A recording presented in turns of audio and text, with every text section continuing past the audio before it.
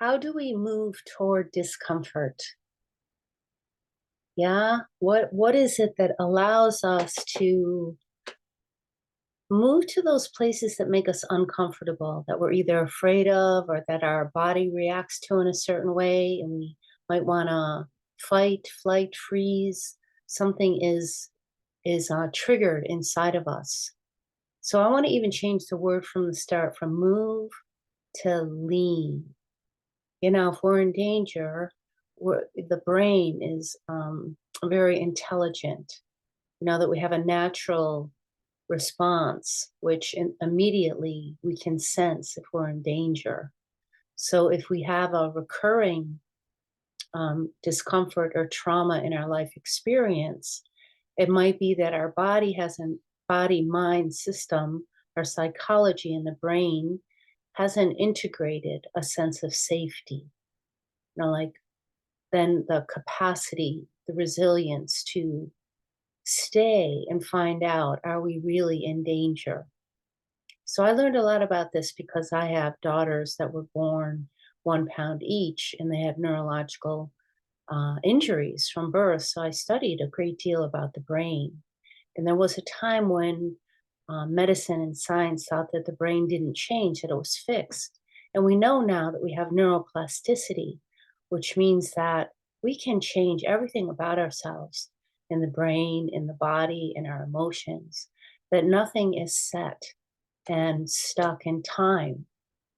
So I want to give you some tips on leaning into discomfort.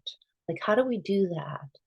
So, first of all, it's important to notice when you feel safe, and to have at least one person in your life that you can feel nourished by, loved by, safe with, to be able to, sometimes it happens through therapy if there have been recurring traumatic relationships.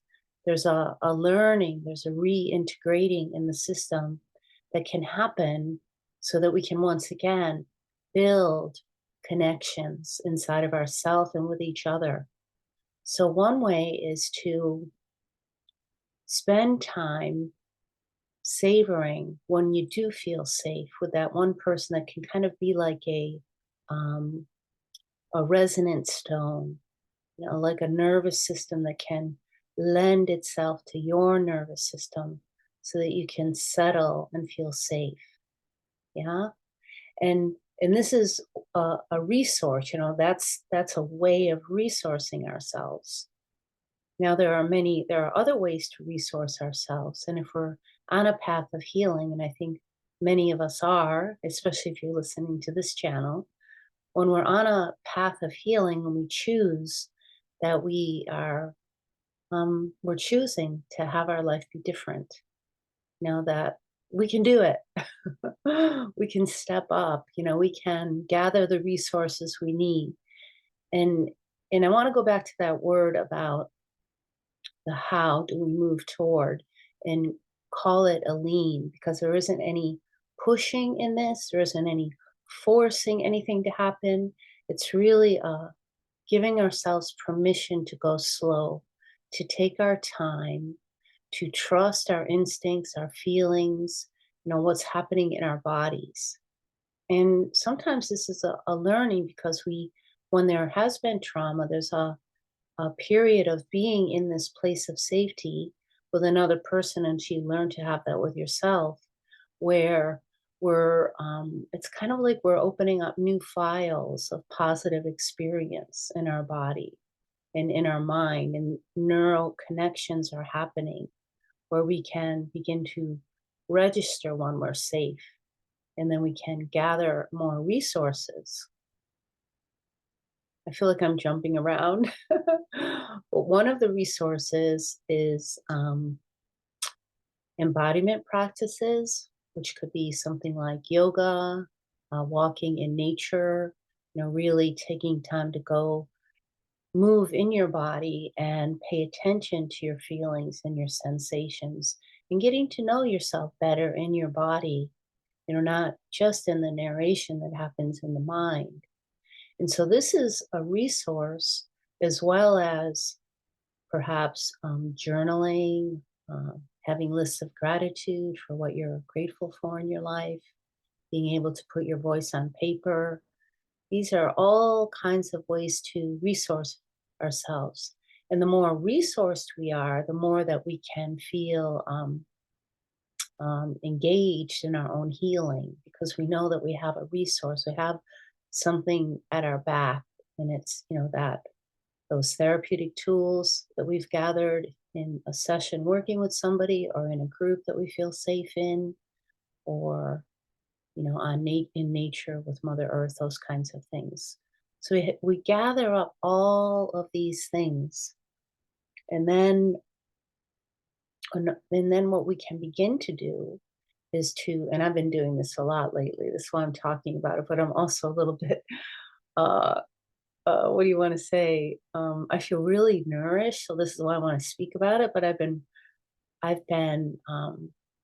editing, re-editing, and re-editing and re-editing different aspects of my own life journey.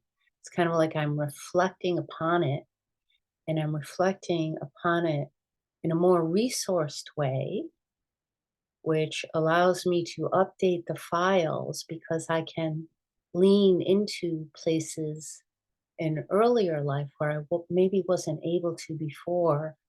And when we're doing that, we can kind of keep ourselves back here.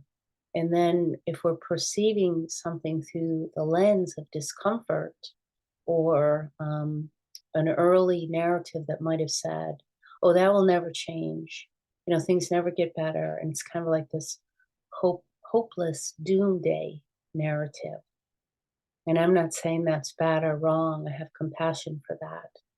But when we begin to feel safe in our bodies, and we resource ourselves to a much greater degree, then we can reflect in a way that allows us to speak about something, maybe even for the first time, or to write about it, but to speak about it when we feel ready. Like, it's really important to have a sense of readiness. And all of this is connected to safety, that leaning into comfort. Where are the places where I feel held, nourished, comfortable, that I can write my story, then it becomes a healing story. And then when you put it out and you're re-editing, and the files are changing, your narration is changing, and there's hope, and there's possibility, and you start to see and sense and feel different doorways opening for you, because the perception is changing.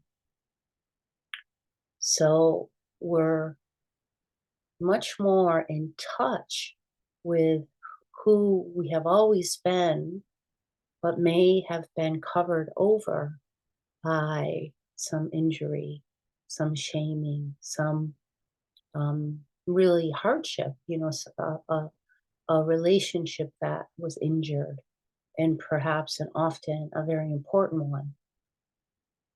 So, how do we lean into discomfort? Because there is discomfort always along our healing journeys, and there isn't like, this transcendent spiritual place that's going to, take us up and out of our own lives. It's all right if you visit there, but eventually we all have to, walk back down the mountain and look at those places that may have been isolated, exiled, abandoned, numbed. And we open those places up, and we hold that place in nourishment and care and softness until it can feel really safe, and that integrates and a healing happens, and we become resilient, much more resilient. So yeah, and what is resilience? It's about building positive states of awareness. It's about living with a sense of hope, with a sense of possibility. So, how do we lean into discomfort? Slowly, safely, and often in the comfort and care and nourishment of another safe body where we can benefit from their nervous system. And when that happens, it's informing our nervous system. So the brain is rewiring and the body is getting new information. And we can pay attention to that and we can learn so much. Yeah. So I'm Prajnaohara, and this is my channel. If you like it, and I'll be back again next week. Thank you for tuning in.